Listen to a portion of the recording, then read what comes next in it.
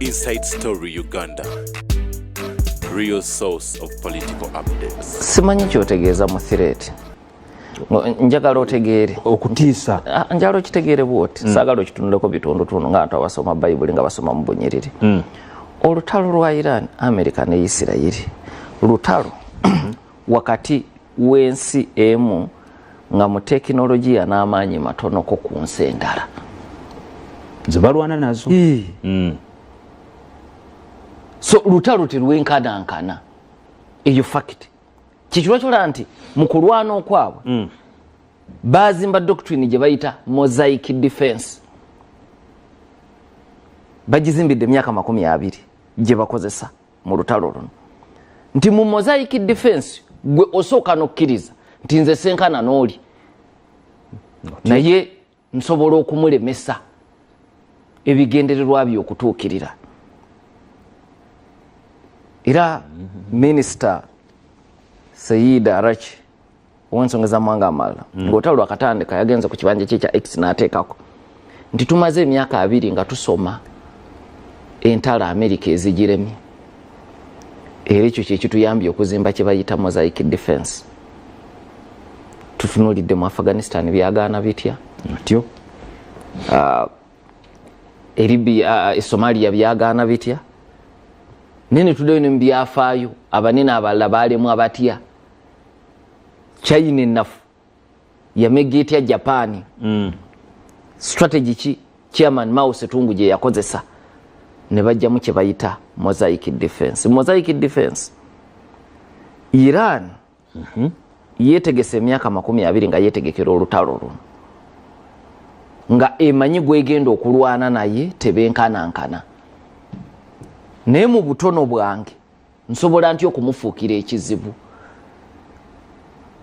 Era ekyo kyakoze nti ewa Maduro musaawa busaawa nga bamaze omujjayo. Afghanistan mu kaseera katono nga gavumenti yavuunikiddwa. Bye byali Libya. Bye byali ne Iraq wa Saddam Hussein 2003.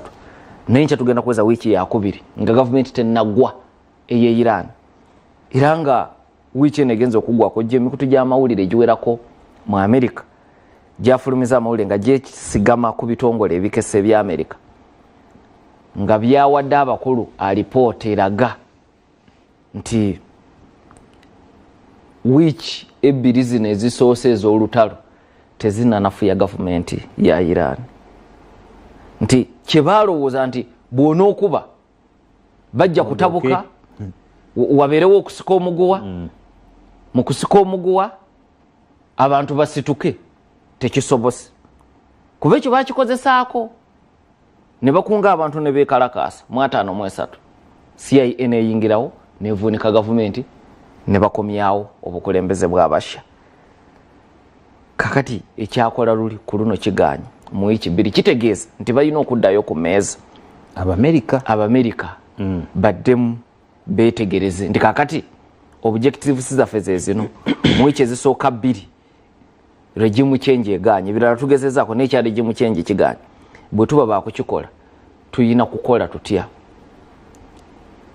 Bakagezi munyo mbyentalo 2 Helmuth the Elder ne General David Dwight Eisenhower yadumira amagye ga America mu sematalo w'okubiri oluvannyuma n'afukako ne President wa America ebisanja 2 okutuusa mu 6. Bombi bannamagye ate abazira baagamba nti pulaani kyekintu ekisooka okufa olutalo bwe lutandika. Olutalo bwe lutandika pulaani weefiira. Kubanga mumba mwakola pulaani nga mubala birala naye temumanyidde ddala mugezaako okubega oludda luli naye temusobola kutuuka 10 ku kiki kye bateekateeka. Kati bwe mutandika mugenda okulanga bye mwabala si byebimu kati muyina okuddayo ku mmeeza. So eyo mbeera ya ntalo. So kati America kyerimu bw'ogoberera n'amawulire ago nga gaviira ddala mu America mu mikutu gy'amawulire emigundiivu nga gijuliza ebitongole ebikesi ebya America. So mosaic defense ebayambi system eyo gye bakoza nti yingira olutalo naye nga gwoyingidde nayo kimanyi akusinga amaanyi ne mu butono osobola okukola kiremya. Ho Chi Minh eyakulembera Abajapani aba Vietnam nga balwana America mu 1997 yagamba America nti buli tanka gye muleeta wano ejja kutta abantu bange abasajja bange 10 nze nja kuttayo omu naye ku nkomerero olutalo Vietnam yejja okuluwangula. Nka concept eyimiridde eyo era yerikiriza mosaic defense nti gwe oli azze okukubanga w'amaanyi olw'okuba amanyi ayina amaanyi ayagala kudduka kafubuutuko gwe mutwale mu misinde mubona byalo yali ku sprint gwe mutwale mu marathon. Kati mu marathon mbeeramu bingi byataabala the law of unintended consequences. Kati wabala nti mu wiiki emu okubajjukira Iran yabadde n'okwekalakaasa okuva mu December naye abasuubuzi abakulembera okwekalakaasa okuva mu December baganye okuwagira America ng'erumbye ate nga abo bakulu mu byobufuzi bya Iran mu myaka 10 egiyise be baleeta Mossad mu kalulu e Iran be bamwefuulira ne beekalakaasa mu 5 n'awambibwa bo bennyini ate be baatabukira Shah Muhammad Reza ne beegatta ku Ruhollah Khomeini mu revolution ya 78-79 okuva 79 babadde bawagizi ba gavumenti eneriko eye Iran. Omulundi gwe basoose okwekalakaasa December ne January omwaka guno nga bawakanya gavumenti abantu balabadde bajja beekalakaasa ab'ebyobufuzi ab'eddembe ly'obunaabala abasuubuzi bakikoze mu Ntenvu bakikoze December na January. Kakati bakulu nnyo mu byobufuzi bya Iran mu kuvuunika zi gavumenti naye yadde America we yalumbidde badde bayina obutakkaanya bwabwe ne gavumenti ya Iran bo baaganye okuwagira America okubalumba bagamba ensonga zaabwe ez'omunda basobola okuzeegonjoolera nga tebayambiddwako kubanga bayina bye bayigidde mu byafaayo nti mu 5 bwe basuula gavumenti ya Mossad nga bali wamu n'Abamerika ne baleeta Shah Muhammad Reza. Shah Muhammad Reza yakwata bizinensi zonna kuva ku mafuta n'aziddiza amakampuni ge bunaayira kati bo ne basigala mu bbanga. Kati era bakimanyi nti kyangu okwatagana n'Amerika ne musuula bano naye ate mu gavumenti ezzeeko ne musigala mu bbanga so nga bano abaliwo musobola okubanyiga ne mubafunamu kye mwagala.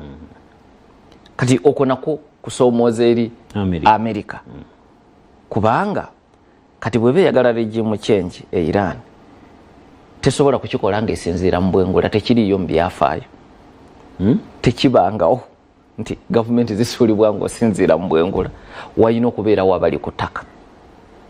Kakati ate ekyo Amerika kyetya bukyawutalo lutandise Amerika ebadde egezaako okwogeraganya n'abakaadi ab'e Iran abalina ebizibu kubanga Iran abantu abasinga mu Bapashia kati balina okusika omuguwa okwabo okwenjawukana mu mawanga.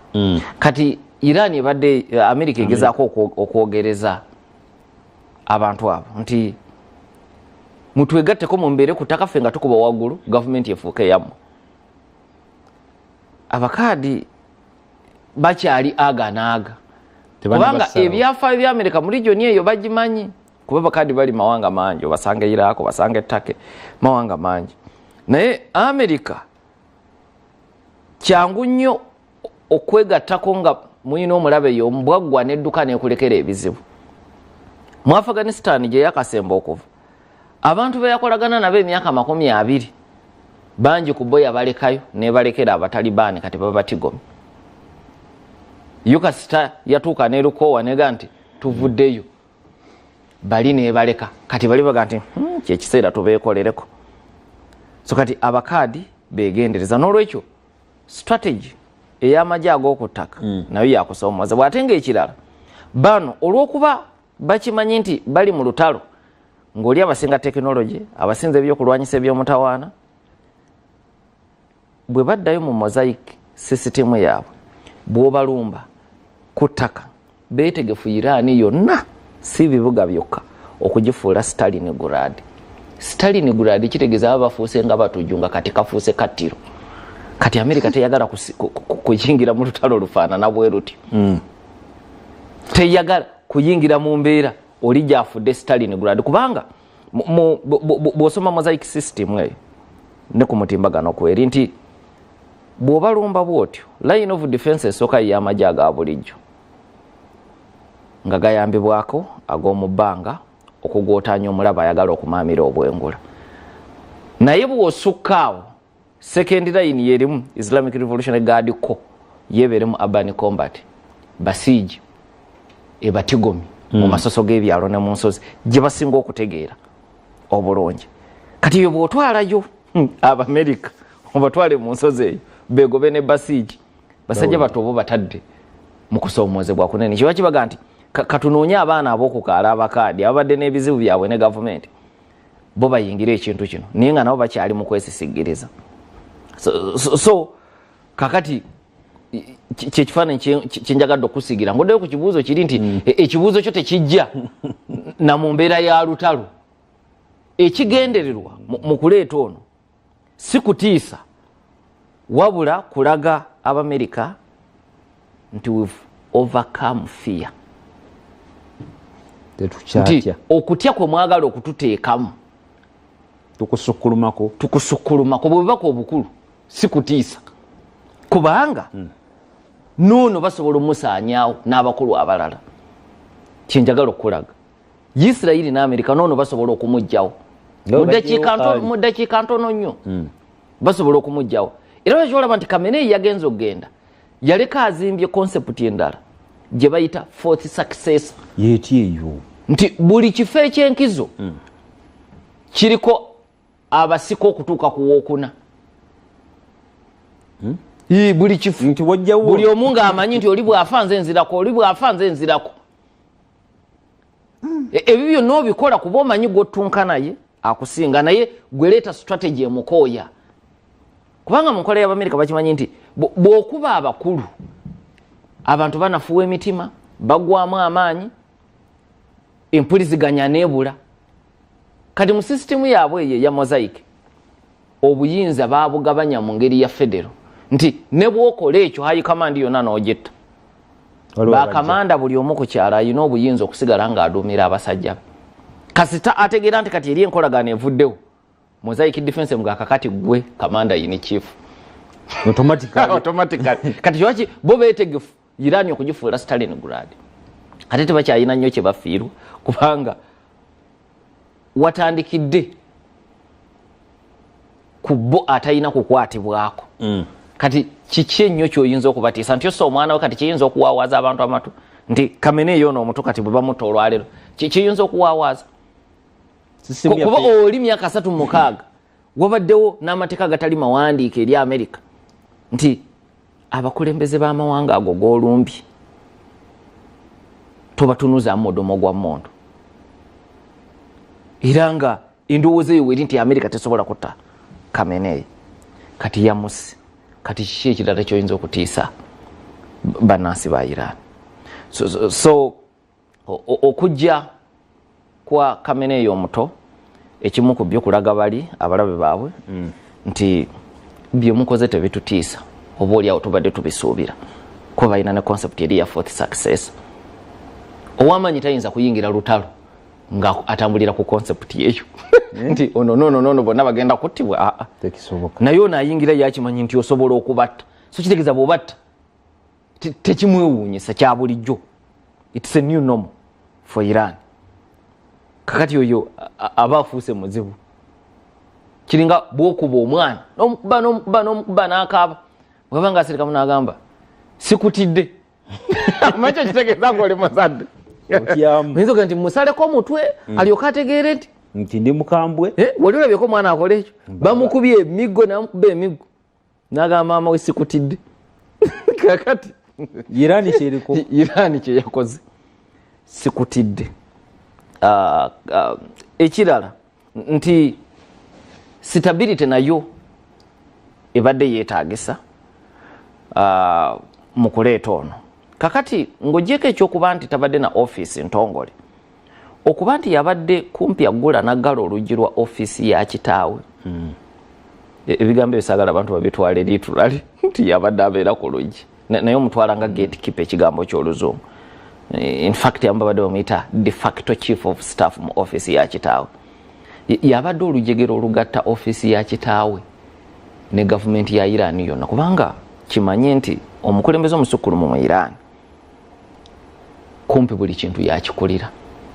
Ye commander in chief yalonda omuduumizi w'amagye w'okuntiko nalonda abaduumizi b'amagye ab'ebibinja ebyenjawulo ebyo byonna byenjogeddeko Basij, Islamic Revolutionary Guard Corps, ekibinja ekivunaanyiza ku mizinga ag'omu bbanga byonna bibye nga president yali wali.